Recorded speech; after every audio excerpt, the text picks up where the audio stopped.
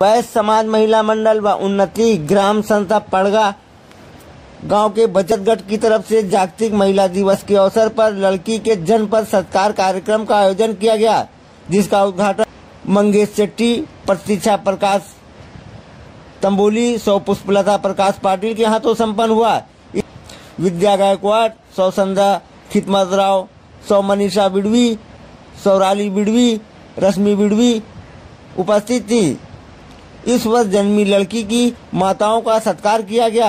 इस कार्यक्रम का आयोजन ज्योत्सना महाजन व अश्विनी तिलौने द्वारा। इस अवसर पर मीरल सिट्टे, प्रतीक्षा प्रकाश तंबोली, सौ पुष्पलता प्रकाश पाटिल ने महिलाओं को संबोधित किया। वहीं आयोजक ज्योत्सना महाजन व अश्विनी तिलौने ने बताया कि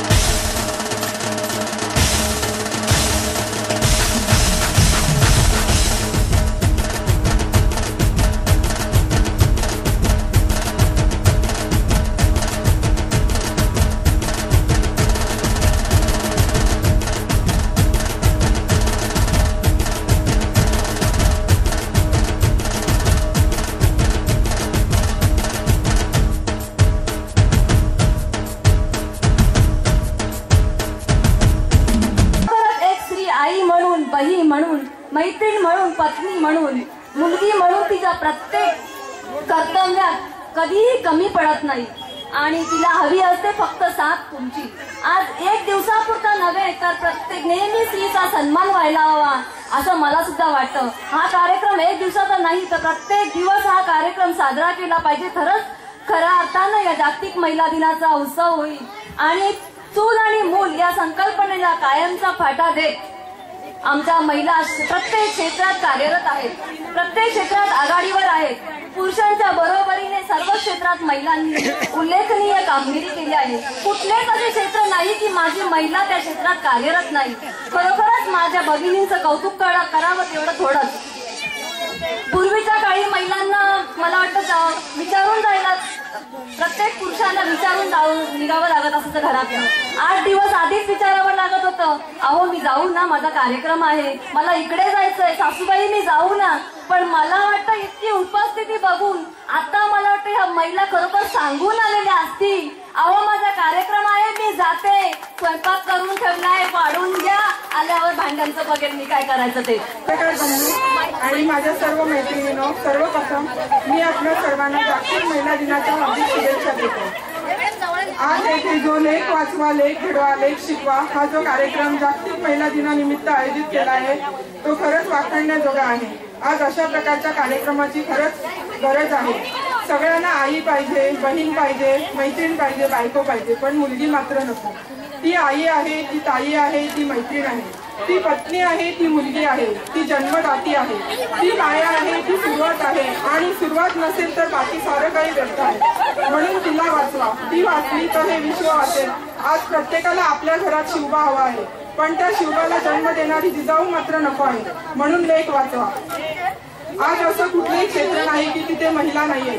आज प्रत्येक क्षेत्रात तिने गगनभरारी घेतली आहे आणि हे सर्व करत असताना ती आपलं घर सुद्धा व्यवस्थितपणे सांभाळत आहे. तिच्याशिवाय सारे काही अपूर्ण आहे. म्हणून तिचा सन्मान करूया, तिला वाचूया. ज्याला स्त्री आई म्हणून समजली तो जिजाऊचा शिवबा झाला, ज्याला स्त्री बहीण म्हणून समजली तो मुक्ताईचा ज्ञानदेव झाला, ज्याला स्त्री मैत्रीण म्हणून समजली तो राधेचा श्याम झाला आणि ज्याला स्त्री पत्नी म्हणून समजली तो सीतेचा राम झाला. मातृत्व, कर्तृत्व आणि नेतृत्व या गुणांचा संगम असलेली निसर्गदत्त देणगी लाभलेली महान शक्ती म्हणजे नारी शक्ती. आपण मला इथे बोलून जे 2 शब्द बोलण्याची संधी दिली त्याबद्दल मी आपल्या सर्वांचे आभारी आहे. पुन्हा एकदा सर्वांना जागतिक महिला दिनाच्या हार्दिक शुभेच्छा देते आणि रजा देते. तसेच राबवत राहा. आमचा तुम्हाला सदैव पाठिंबा असेल. जय हिंद, जय महाराष्ट्र.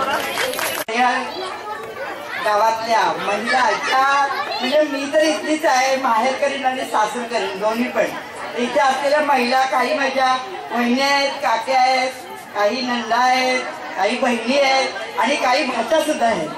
तर अशा या महिलांनी इतका सुंदर कार्यक्रम केला, अक्षरशः माझं ऊर भरून आलं हे सगळं बघा. आजपर्यंत पडग्यामध्ये असा कार्यक्रम मी बघितला नव्हता. इतका छान कार्यक्रम, एकदम मस्त महिलांनी कार्यक्रम केला. आणि महिलांच्या बाबतीत म्हणजे जे त्यांनी ह्या लहान मुलींचं 1 वर्षाच्या बेटी वाचवा, बेटी पढवा हा जी संकल्पना मांडून हे जे कार्यक्रम आयोजित केला तो अगदी खूप सुंदर कार्यक्रम. म्हणजे अख्ख्या पडगे गावानेच नाही तर अख्ख्या जिल्ह्याने, अख्ख्या महाराष्ट्राने याच्यापासून बोध घ्यावा असा कार्यक्रम यांनी केला. अतिशय सुंदर कार्यक्रम. आणि स्त्री शक्तीच्या बद्दल बोलायचं झालं तर स्त्री ही कुठेच कमी नाही. आज आपल्याकडे संरक्षण मंत्री एक स्त्री आहे, आज आपल्याकडे परराष्ट्र मंत्री एक स्त्री आहे आणि पंतप्रधान एक स्त्री झाली. आणि आज कुठल्याही क्षेत्रात स्त्री कमी नाहीये. महिला ही अशी एक शक्ती आहे की तिने ठरवलं तर ती एक घराला स्वर्ग बनवू शकते आणि त्याच घराला नरक सुद्धा बनवू शकते. कारण ती स्त्री शक्ती अशी असते की ती प्रत्येक आलेल्या अडीअडचणी दूर करते. आणि ह्या सर्वांच्या तुमच्या समाजाला हार्दिक शुभेच्छा. आणि असाच कार्यक्रम दरवर्षी महिला वैश्य समाजाने आणि आपल्या उन्नती ग्राम संस्थेअंतर्गत व्हावा अशा शुभेच्छा देऊन मी माझे 2 अश्विनी अशोक तलवणे ग्रामपंचायत सदस्य. आम्ही पहिले 8 मार्च महिला दिन हा फक्त वैश्य समाज म्हणून मर्यादित करत पण माझी मैत्रीण ज्योत्स्ना महाजन आणि मी अश्विनी तेलवणे आमच्या मनात एक संकल्पना आली, आपण नेहमी इतर आपल्या समाजातील महिलांना बोलून मान सन्मान देतो, मग आपण आपल्या गावातील महिलांना का मान सन्मान द्यावा नाही. मग आम्ही दोघींनी आमच्या समाजाच्या महिलांपुढे एक मनोगत व्यक्त केलं का आपण आपल्या महिलांपुरता जो कार्यक्रम करतो तो आपण आपल्या महिलांपुरता न करता आपण 18-19 सालामध्ये ज्या मुली जन्माला आल्यात त्या मुलींच्या जन्माचा सत्कार आपण करायचा का, हा आम्ही मुद्दा आमच्या मंडळात मांडला.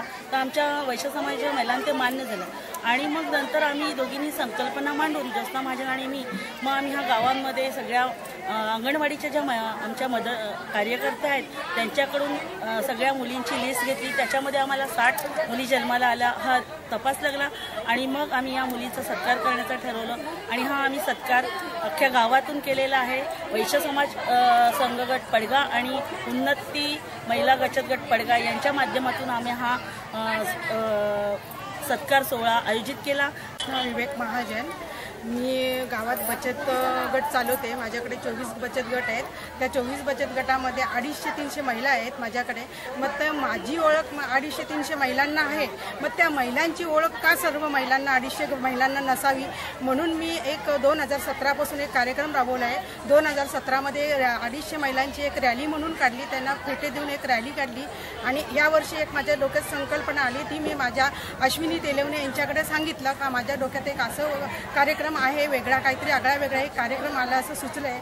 त्यांना ती कल्पना पटली. ती संकल्पना आम्ही वैश्य महिला महिलांच्या समोर आणि बचत गटांच्या महिलांच्या समोर ती मांडली. त्यांनाही ती संकल्पना आवडली आणि त्यांच्या मदतीने आम्ही हा आज कार्यक्रम आयोजित केलेला आहे.